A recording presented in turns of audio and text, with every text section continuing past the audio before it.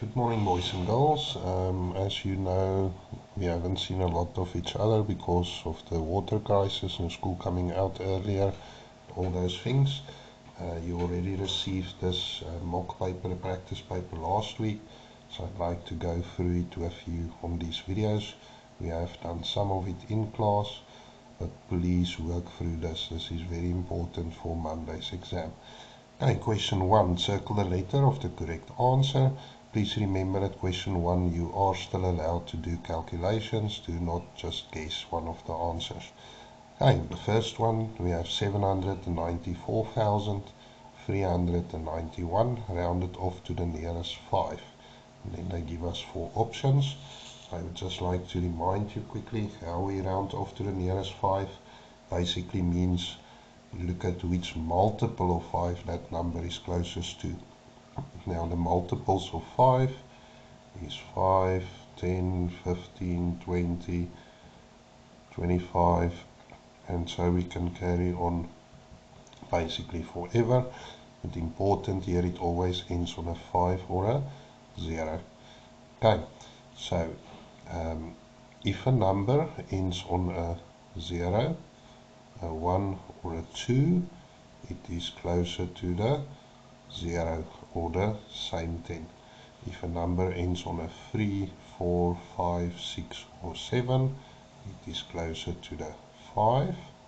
And if a number ends on a 8 or a 9, it is closer to the next 10. Okay, if we look at a number here, 794,391 ends on a 1, so we are over there. Then it is closer to the same 10. And at what 10 are we now? We are at 90. Okay, and then if we look at the options, it will be number A. 1.2, what is the missing number in the number sentence? So we need to work out that triangle, basically, that is the missing number. And remember, whatever is on the left of the equal sign has to be equal or the same as what is on the right hand side of the equal sign. Over here we have a plus and a times. Now remember, there's a certain order in which we do calculations. First we always do brackets. In this case there are no brackets. Secondly we do times or divide. And thirdly we do plus or minus. Okay, we have a multiplication here and a plus. So the multiplication at times we have to do first. So 20 times 2 is 40. And if I add in 5 plus the 40, I'm going to write it here is 45. Okay, on the right hand side I have my missing number divided by 3. Okay, so now we need to work that one out. And what can we use here? We can use the inverse operation.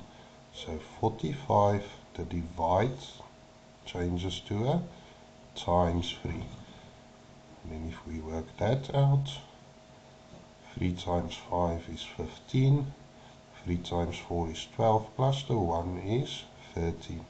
So that will then be my missing number. Okay, and if we look at the options, it is number D. 1.3, which number sentence is represented by the statement? Now, I told you in class also, if you get something like this, instead of reading here and trying to see which one is stated here, you might get confused. So I would rather that you write out what you are reading here. Now they say a certain number multiplied by 2, so we don't know what the number is, multiplied by 2, so times 2 is equal to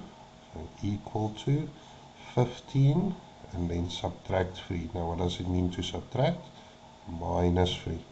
And then we can just have a look here which number sentence shows us that, and that will be number B.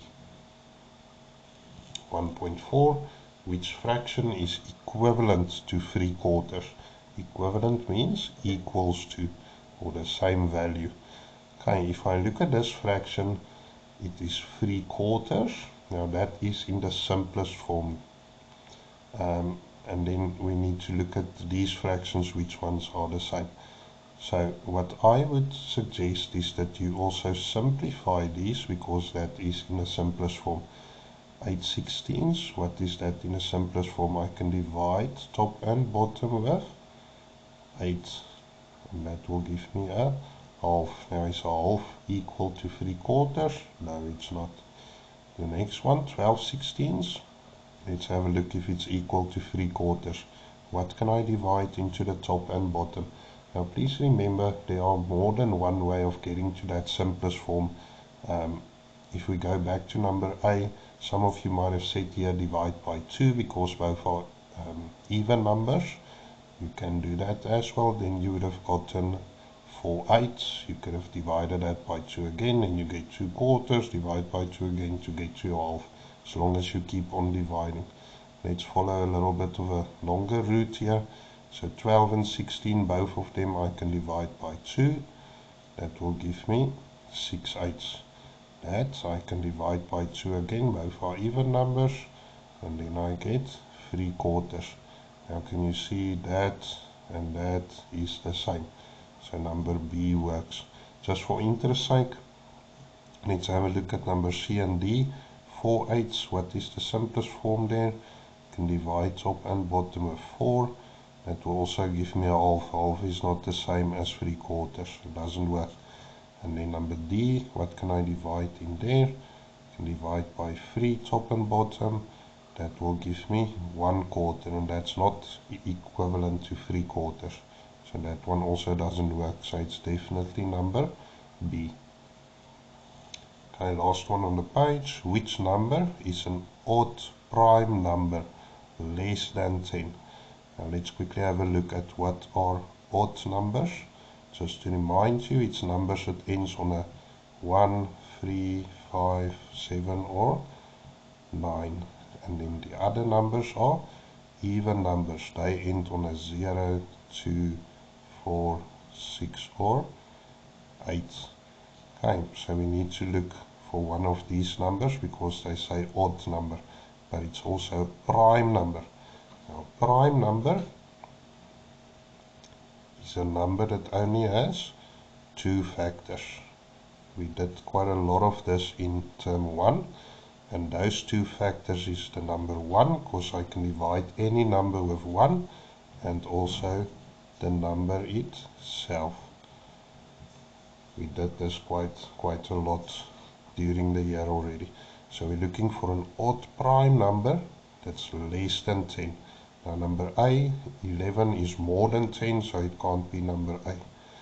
9 is an odd number. It is less than 10, but it's not a prime number. Why do I say that? The factors of 9 is 1, 3 and 9. So it has an extra factor. Yeah, so that is definitely not a prime number.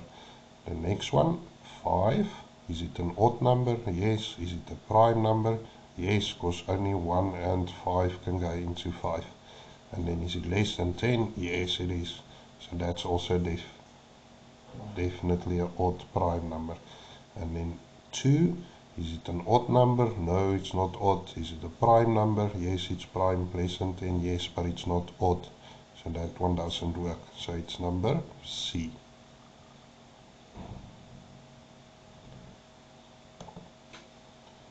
Okay, on the next page, 1.6, which number will make the following number sentence true? So we need to work out that missing number. On the left hand side of the equal sign, I have 2 numbers that we need to add together. Let's start off there.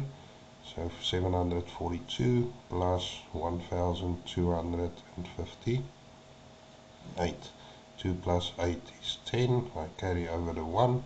1 and 4 is 5, plus 5 is 10 again. Carry over the 1. 1 plus 7 is 8, plus 2 is 10 again. Carry over the 1. 1 and 1 is 2. So on the left hand side of the equal sign I have 2000. Now equals 3350 minus what? And how am I going to work that out? I need to find that difference between the 2 numbers. So 3350 minus 2000. I think this one is already quite easy to see the answer. 0 minus 0 is 0, 5 minus 0 is 5, 3 minus 0 is 3, and 3 minus 2 is 1. So there is my missing number, and that is number C. 1.7, double a certain number. What does it mean to double? It's times 2. A certain number, so we don't know what the number is yet. Add it to 9. So add 9 is plus 9 is equal to 25. And then they say calculate the number. What are we going to do here? We can use the inverse operation. Remember, for the inverse operation, I start at the back. So I'm starting with 25, and then instead of plus 9, I'm going to say minus 9. 25 minus 9 is 16. Okay, then I take the 16, and instead of times 2, I divide by 2. 16 divided by 2 is 8. So my missing number there is 8. You can then always check your answer. 8 times 2 is 16, plus 9 will give me the 25. But 8 is my correct answer there. 1.8, what is the place value of the underlined digit in 479? And make sure there's a comma, 59. So basically decimal fractions. Okay, if you can remember, after a comma, I'm quickly going to show you here. We focused on this also quite a lot. The first number after a comma is tens, and 2 numbers after a comma is hundreds. Okay, so if we look at this number, but now we also have to divide it by 10. And when I divide by 10, I move my comma 1 place to the left. Remember, when I divide, I'm moving to the left, because the number has to become smaller. So the number I have here now is 47, then my comma, the comma moved 1 place, 959. The 5 was underlined, so what is the place value there? Now remember, 1, 2 places after a comma is hundreds. If I look here, that will be number C. 1.9, what is the value of the underlined digit in 741, comma, make sure there's a comma, 24 times 100. Okay, when I multiply by 100, I move my comma to the right hand side now. And times 10 is once, times 100 is twice. It has to move 2 spots. Okay, so then basically I have 741. 2, 4, my comma will be after the 4, but there's nothing after it, so comma 0, or we can leave it out. Okay, the first 4 was underlined, so let's have a look at what is the value there. Here I have my units, it's 4, here I have my tens, it's 20, my hundreds is 100, and my thousands is 4,000. So it's number C. Please remember, there is a difference between place value, that is the place where it stands, units, tens, hundreds, thousands, millions, all those things, and then the value is the actual value. In this case, that will be 4, that will be 20, that will be 100, that is 4,000. Make sure about the difference between value and place value. Okay, last one at question 1. What is the sum of 7 halves? Okay, so I have 7 halves.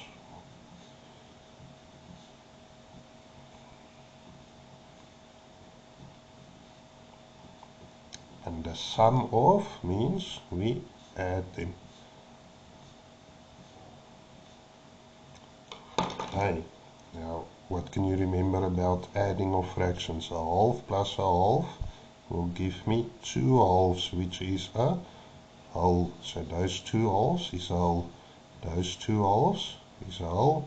Those 2 halves is a whole. And then I have another half remaining. So I have 1, 2, 3 wholes and a half.